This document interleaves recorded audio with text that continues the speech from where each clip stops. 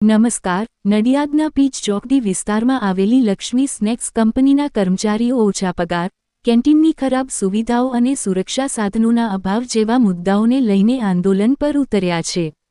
ભારતીય મજદૂર સંઘના ખેડા જિલ્લા મંત્રી લોમેશ બારોટના જણાવ્યા મુજબ, કર્મચારીઓની 10 જેટલી માંગણીઓ લાંબા સમયથી પેન્ડિંગ છે, જેમાં સરકારી ધોરણ મુજબ પગાર, ગુણવત્તાયુક્ત ખોરાક અને સેફ્ટી બૂટનો સમાવેશ થાય છે. કર્મચારીઓએ ચીમકી આપી છે કે જ્યાં સુધી તેમની માંગણીઓ પૂરી નહીં થાય, ત્યાં સુધી હડતાળ ચાલુ રહેશે. જી આપનો પરિચય શું અને ભારતીય મજદૂર સંઘના પ્રતિનિધિ તરીકે આજે આપણે કેમ અહીં આવવું પડશે? સર, નામ સાહેબ લોમેશ બારોટ છે.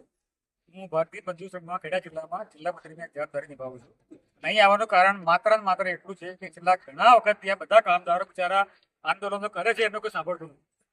એમના પ્રશ્નોનો કોઈ પાછા આપતું નથી અને રાજકારણનો ઉપયોગ કરીને આ આંદોલનને દબાઈ દેવામાં આવે છે. એટલા માટે અમારે ભારતીય મજદૂર સંઘમાં આવવું પડ્યું છે અને અમે એમના માટે છેવટ સુધી લડીશું. આ કામદોલનના પ્રશ્નો શું છે અને કેટલા સમયથી આપની સાથે છે? સાહેબ, આ લોકો તો અમે હમણાં જ જોડાયા છે મારી સાથે, પણ વસ્તુ એ છે કે એમના પ્રશ્નો બહુ જૂના છે. ઘણા બધા 10 પ્રશ્નો છે, બરાબર છે.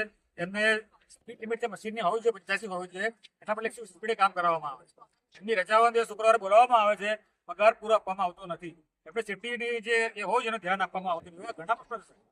હું કહેવા ભાઈ શું ટૂંકા પડશે, આપણે ટાઈમ ઓછો પડશે એ પરિસ્થિતિ. આ અંગે આપણે કોને કોને રજૂઆત કરી હતી? અત્યારે અમે લેબર કમિશનના આ લોકો ઓલરેડી પહેલા નોટિસ આપી હતી એમના થ્રુ, પણ અત્યારે આજે અમે લેબર કમિશનને જાણ કરી છે, બરાબર છે. કાલે અમે રૂબરૂ મળીશું, એમના મારી ટીમ આવી રહી છે, ટીમ સાથે મળીશું એમને રૂબરૂમાં મેનેજમેન્ટને અને કોન્ટ્રાક્ટરોને. એથી પણ સંતોષ નહીં મળે તમે જઈશું કલેક્ટર કચેરીમાં, એનાથી પણ સંતોષ નહીં મળે તમે સાથે. આજે આપણે લેબર કમિશનરને જાણ કરી, ત્યાંથી આપને કેવો અભિપ્રાય મળ્યો? મેં તો બહાર હતા, એટલે મેં જાણ કરી. આપ આ અંગે સૌથી વધારે કાર્યવાહી શું કરશો?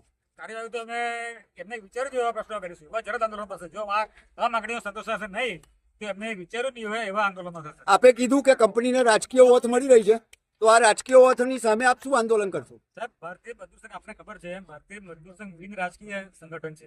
કોઈ રાજકારણમાં માનતું નથી. રાજકારણ જો સામે આવે તો અમે એને